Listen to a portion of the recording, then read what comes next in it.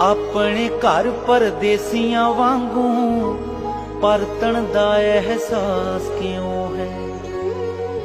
ਮੈਂ 47 ਮਗਰੋਂ ਜੰਮਿਆ, ਮੇਰੇ ਪਿੰਡੇ ਲਾਸ ਕਿਉਂ ਹੈ। ਸ਼ਹਿਰ ਲਾਹੌਰ ਚ ਆ ਕੇ ਜੇ ਨਨਕਾਣੇ ਵੀ ਮੈਂ ਜਾ ਨਹੀਂ ਸਕਦਾ, ਤਾਂ ਗਲ ਵਕੜੀ ਪਾ ਕੇ ਮਿਲਦਾ ਸਤਲੁਜ ਨਾਲ ਬਿਆਸ ਕਿਉਂ ਹੈ। इस घर में मेरी यादें जुड़ी हैं, बचपन जिस घर से आना जाना मेरा भरा